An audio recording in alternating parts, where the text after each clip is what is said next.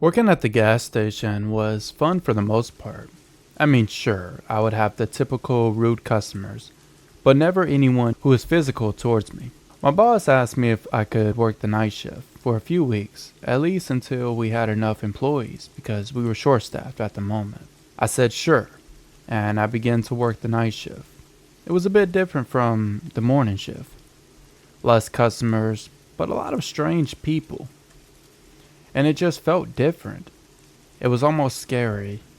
I mean, when I would take out the trash, I would have people just sitting outside of the gas station staring at me while talking to other people, and people selling drugs to each other. I would call the police, but when the police would arrive, the people would be gone. I would try and explain to the police, but our cameras did not work at the time, and the people were always in hoodies, so I could never fully get their face. I just saw half of their face. This went on for a few days. The same people would just be in the parking lot, repeating the same cycle. They would do this every night. They would just look and stare, and that was really it. At a few more weeks, I would work until I could go back to morning shift. It was the same cycle every night until one night I was closing up the gas station, and a woman came in asking for directions to the nearest hotel. I told her the directions, and she asked if I could give her a ride. Now keep in mind, this woman was older, and I had a heart for helping people. I said sure, but that this would be the only time, and for her to give me 10 minutes after I closed the gas station. I gave the woman a ride to the hotel. She was just sitting there, not really talkative, just quiet. Not long after we arrived to the hotel, and I dropped the woman off. I began to leave, and I saw out of my rear view mirror there was a car that pulled right out after I pulled out. I figured it was nothing because it was a hotel and some people would leave to go get food in the middle of the night. So I began to keep driving, but the car was following me. I remember I was 15 minutes away from my house, and I ended up going to McDonald's to get some food. When I was in the drive-thru, I could see the same car was right behind me. They never ordered food, they just kept following me. I remember I was having a bad night, and I pulled into the gas station. When I got out to fill my gas, I saw the same car pull in right behind me. They didn't get out of the car or anything. They just stayed inside their car and watched me. I looked at them, and I could see that it was the same men from the gas station. The only reason I could tell was because of their hoodie, and I saw half of their face. And that looked like the same people. I got back in my car and I started to get back on the road. The car was still following me. I called the police and told them everything that was happening and how I think I am getting followed right now. The police told me to drive to the police station. I did this, and the man kept following me. When I was 5 minutes away, I told the police, and they drove towards me and saw the men and started to chase after them. Before arresting them, I remember I watched the men all get arrested, and to my surprise, it was the same men who waited outside of my work. I also told the police about a woman, and they went to go pick her up at the hotel, and I think she is the one who set up this. The woman was working together to rob the gas station, but they never got the chance, and they wanted to kidnap me so they could make their plan work. They were all charged with attempted slaughter and robbery. I remember after this, I quit the night shift and went back to work in the morning shift. This story happened to me a few years ago when I had graduated college with my associate's degree in science. I remember how happy I was after getting my degree. I ended up going out to eat with my family to celebrate. We ended up going to Olive Garden to eat, and I got the chicken Alfredo. I got extra cheese, and I remember our waiter was nice but also seemed off. I would always see him just staring at me, but not in an obvious way, of course. I went to the bathroom, and when I came out, he was right there, just standing in the hallway. I just smiled before walking past. I remember how uncomfortable I started to feel because the waiter was just staring at me. My family started to notice and figured the waiter had a crush on me. I told my family he is not my type, and I felt bad because the waiter heard me and he was right behind me. I tried to smile and not make him feel bad, but then again, I did not feel safe around him. After we paid and left, I started to check out my social media to see if my grandma saw my graduation post. She hasn't reacted yet, but in my likes, I saw the same guy from Olive Garden. I did make my post public after all, and that's how he seen it, because we were not friends on any other social media. I just ignored it and I turned my phone off. A few hours went by and I got a notification, a friend request. It was from him. He then sent me a message. Hey, sorry if I bothered you earlier. I just thought you were pretty and was shy. My gut told me not to accept this message, but I did, and I said thank you, and it's okay. That was the end of it, I thought. But he kept texting. Good news. Would you like to get to know each other? Question mark. I said that's okay. He left my messages unseen for 30 minutes before calling me. I did not pick up. He then texted me and said, "Can we be friends?" Question mark. I ignored his message. He kept on, so I ended up blocking him. I didn't tell my parents because I figured this would be the end of it. Plus, I was in a relationship, and I didn't want my boyfriend to think I was cheating or anything like that. So I told him in a way that would not make him do anything bad or suspicious, just to let him know what is going on. Michael was my boyfriend. He said he would not do anything, and if he keeps on, then he would say something. Nothing happened for a month.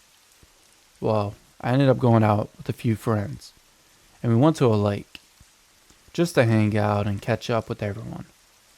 When I got there, I noticed that same guy who texted me a month ago was there. I didn't think much of it, plus I was with my friends, and it was daylight outside, so I just ignored that. I began to swim for a couple of hours before it started to get dark. That guy just watched me and my friends swim. He just stared at me. I remember telling my friend Chloe, I should call my boyfriend because that is the same guy who had texted me, and she was familiar with him, and she said, "What is your password?" and that she would call Michael. I told her and she called Michael. Michael said he would be there in 10 minutes. I got out of the lake and I started to dry off. That creepy guy just kept looking at me. When Michael got there, I told him. Michael then went over there to him and told him, "Hey man, knock it off. She doesn't want you. This is my girlfriend. Got it?" The guy just smiled and then started to walk into the woods. Everyone got in the car before leaving. We all were headed to get something to eat. We all went to IHOP. When we got there, we all got seated and began to eat. That's when I looked outside the window and I could see the same man outside. He was looking into our cars. I told Michael. Michael went outside and said something. The guy then pulls out a gun. I remember how terrified I was. I asked for the people to call the police, but no one was answering. So I called the police myself. I then ran to the back of the restaurant. I waited for the police to arrive. It wasn't long after until the police did arrive. They arrested him. I remember looking at Michael, who was pretty beaten badly, when he had a black eye. After this, Michael broke up with me and said I was the cause of all this, and he does not like drama. I never did anything wrong. I tried to explain to him that this guy was a stalker, and I do not know him at all. Michael did not want anything from me. He didn't want to hear from me. He ended up blocking my number. I told my parents, which they knew how bad this sucked for me because me and Michael had been together for 8 years. And just like that, he ended it. I started to cry, and I was staring at our pictures, wondering what could I have done to make this never happen. But I could not find a solution. This was not my fault. I kept telling myself for a few months, and I saw Michael and he was in another relationship. We never spoke again after that. As for the guy who tried to harm me, he was in jail. The creepy guy name was Mason. He ended up sending me a letter which said, "I am sorry. I did not want to hurt anyone. I just wanted to be with you. But your tough boyfriend had to go. I hope you understand." My head was spinning because if this was true, what Mason had said in the letter, why didn't he just tell me that when he saw me at the restaurant? I never knew what Mason's real intentions were because I never gave him a chance to explain. I ignored the message and I've been traumatized ever since. As you can probably tell, I am not the most attractive guy and I fell into the trap of lust. I hated the feeling of being alone, so I tried out Tinder for the very first time. My first week, I got a match with a girl named Haley. She was interesting and was my type of girl. She was a blondie and 5'2", so I'd be a little bit taller than her. I did like short girls after all. Me and Haley began to text for a week before we decided we can meet in person. I suggested somewhere that is public because you can never be safe on the dating app. Me and Haley decided it was best if we met at a cafe that was in our town. The day came, and I began to start getting ready. And Haley called me and asked if I could pick her up from her apartment because her car would not start. I did feel a little worried, but I agreed and said I'd be there in 10 minutes. Plus, I was excited, as you can probably tell. Haley gave me the address, and it was in a shady part of town. I remember arriving to the apartments. I texted Haley and said, "Haha, I am here." She just left me on scene and said, "I will be out in just a minute," with a smiley face at the end. I waited 5 minutes, and still no sign of Haley. I was parked on the street, in front of the apartments.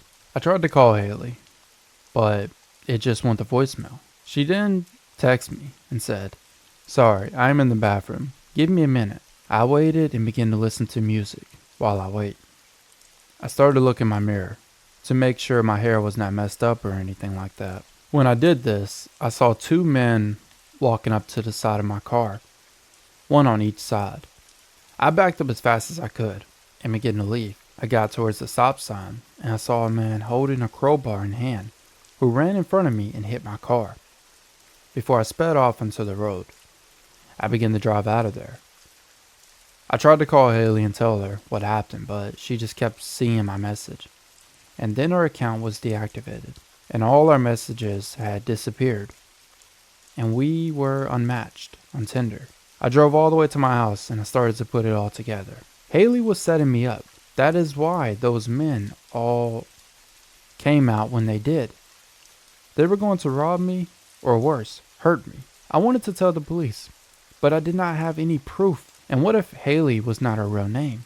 And this is what they do. They fake to be someone who they are not. And they lure people who is desperate. And then they hurt them and robbed them. I deleted my Tinder app. And I never got on dating after that. I figured it was best if I started to get myself together first. And just meet a woman in real life when I was ready. The main lesson from this story is you should never meet someone you meet on a dating app if the place is not public, because you never know if this person is genuine or trying to harm you. And from my experience, Haley was trying to hurt me. I am just happy I looked in my mirror to see if my hair was good, because if I didn't, I probably would not be here to tell you this story. I've always been fascinated with night. Even when I was a kid, I would go outside in my backyard and look at the stars and try to determine which star was next to Earth. I remember driving at night on a highway. I was headed to my friend's house, who I would look at the stars with, and they stayed 30 minutes away from me. I remember driving on the highway, and it was dark outside. No cars were really out. It was only 11 p.m., so it wasn't too late. I kept driving and I saw there were constructions up ahead, so that was being worked on. So I would have to take the back roads. I was not that familiar with the back roads, but I did not have a choice. I kept driving and I saw someone in the middle of the road. It was a girl in a white dress who was standing in the middle of the road. I got out and asked, "Are you okay? Do you need anything?" She just smiled and said, "I have nowhere to go. Can you take me with you?" With a creepy smile. Something just did not sit with me. I laughed it off before saying, "Well, I am in a rush to get home, so if you need me to call someone for you, I can, but I kind of need to leave." She then said, "You are like everyone else. You just leave when someone is in need for help. Screw you." And then runs into the woods. I got back in my car and began to start driving. I remember how creeped out I was. I was just ready to get to my friend's house because that was scary. I started to drive up the road more, and I saw a group of people surrounding her. The group had bats in their hand. I just went around them. I knew something was off, and something bad was about to happen. Not long after, I looked out my mirror, and I could see headlights behind me. It was a truck. I was being followed, and I was still 15 minutes away from my friends. And my phone was at 10%, so I had no way of calling the police. The only option I had was to get out of here and get back on the main highway somehow. I started to pick up speed, and I could hear the truck behind me doing the same. I remember thinking to myself, is this how I die? As crazy as this sounds, I was terrified. The truck was behind me and was chasing me. The truck then got next to me before ramming into my car, trying to knock me off the road. It kept a strong grip on my steering wheel. This cycle repeated. The truck kept trying to ram my car off the road. I saw an exit which led to the highway. I started to speed up faster and cut in front of the truck and slammed my foot on the gas pedal, speeding into the highway. The truck was still behind me, chasing me. I remember I was so scared, but I just kept on. I saw the same construction workers up ahead. I drove all the way to them, and I got out the car and ran to him and told him everything that was happening, how I was being followed, and how if you could call the police. The people in the truck stayed in, and they started to turn around. I could not get a picture of their license plate because it was dark.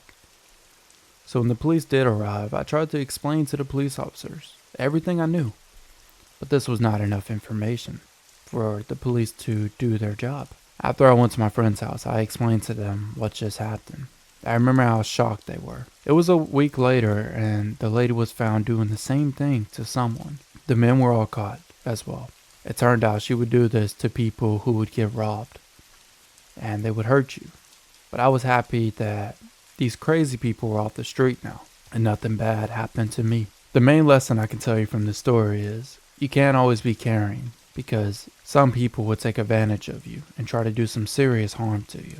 I made it out alive, and nothing bad happened to me. I recently lost my job during a tough time. I was working at a grocery store, but when COVID hit, most of the employees were laid off, and I was one of them. So trying to find another job was almost impossible. I also got evicted from my apartment because I could not pay rent on time. I had nowhere to go. My family was not picking up, so I was alone. This left me to be a homeless person who would stand on the side of the road holding a sign that said, "Anything will help, please." Most cars would just drive past, wearing a COVID mask, and I was in a jacket, pants, and my work shoes. One car came up to me and gave me $5 and a COVID mask and told me, "Keep this on no matter what," before driving off. I did this for a few days, and the only time I would eat was when a nice person would give me money. I was a woman, so this did help a little. It was getting dark and I would have to go sleep under the bridge, as usual. It was about to rain, and I started to walk towards the bridge. A car pulled up next to me and rolled down the window and said, "Hey, do you need a ride?" I was hopeless at this point, and this man in the car could tell. He had a COVID mask on, so I could not see his face. But then he said, "When is the last time you ate anything, huh?" I replied, "I have not ate anything since yesterday." The man said he could give me a ride to a hotel and we could get food together, and that he would pay for everything. I was so desperate, and I agreed, and I got in the car. The guy seemed nice. He kept his word for the most part. He would ask me questions like, "What type of food do you like?" and personal questions when we would start to eat. "How did you become homeless? How did you not have anywhere to go? Do you have people who care about you?" I would answer this guy's question and then ask, "What is your name?" He never took off the COVID mask. He just said his name was John and told me to eat because afterwards we were going to the hotel. I did what he said, and the guy paid for the food, and I went back to the car. John told me he would be back because he forgot to get me a to-go cup. He then went inside and got me a drink. He came back out and said, "Dr. Pepper, correct, with light ice." He told me to drink up, and I did. We began to start driving. He turned on some music and asked if I need anything. I told him no. I could feel my body starting to fall asleep. I knew something was off, and before I knew it, I was asleep. When I woke up, I was in a room. John came in and said, "You were knocked out for a while," and told me to get cleaned up and shower. After I did that, I went to the front of the boat.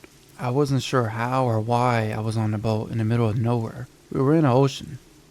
I remember John had put medicine in my drink, and I guess I was drugged. That's all I could think of. John told me I looked nice and for me to eat something, because we had a long way until we would arrive. I asked where we headed to. John said to Italy. I asked why and if I could leave. John said something that terrified me. "If you want to leave and go back to your miserable life as a homeless woman and sleep on the bridge, begging for money, be my guest. Just jump off the boat and swim back. But before you do that, just remember, there are sharks and currents in the ocean. They will pull you to the bottom before you drown. Or your other option is, you go to Italy and you meet my boss, who is going to make you a lot of money if you do what he says. I asked what would I have to do. John paused and looked at me and said, to lure homeless people in. You will be in charge of faking like you are homeless, and you will bring them to us, and we will take care of the rest. But I am homeless, so I don't get why I'm faking to be something I am. After you meet my boss, you will not be homeless. After a few days, we arrived to Italy. I remember how beautiful it looked, but I was so naive. They took me to the boss, who did not show his face. He just said, you are not my slave. If you do not follow the rules and instructions I will give to you, I will be sure to kill you. The guy then gave me the rules. Rule 1. You will get dropped off on the street, and you will fake to be homeless and make friends. 2. You will bring your friends to John, who will pick you up and feed you. 3. If you go to the police, we will find you. 4. Am I clear? Simple enough, I said. But I did not want to do this. The man then gave me a briefcase with $5,000 in, and then a drink, and told me to drink it. It knocked me out. When I woke up, I was on the street again. I was homeless again. I did what they asked, and the first time I did it, this would be the very last time I would do it ever again. The man would feed us, but then one of us would get taken away. They would kill him. Those homeless people I brought were killed. I remember how sick this made me feel. I was not going to keep doing this. I could not do this again. I figured I'd rather be homeless than to just kill people who were similar to me in a way. I bought a phone with the money I had, and I told the police everything. The police were never able to catch these people, but I had committed crimes as well, so I would have to do time in jail for 2 years. When I got out, the police said that they would put me into police custody and protect me from these men. When I got out, I got a job at a factory, and I have been working here ever since. The main lesson I could tell you from this story is, you should never trust everyone who offers to help you, because deep down, they could simply try and harm you. So you should be cautious, even if you are in a similar spot I was in. I hope these men are caught one day, but for the people who do fall victims, I just hope you never meet John. If you enjoyed these stories, be sure to subscribe. Like and comment what other scary stories you would like me to narrate. I can do creepypasta or true. If you have your own stories you would like me to narrate, be sure to send it to my email, which is in my bio at pumpkinscarestory@gmail.com. I hope you all have a great night. Thank you all for watching.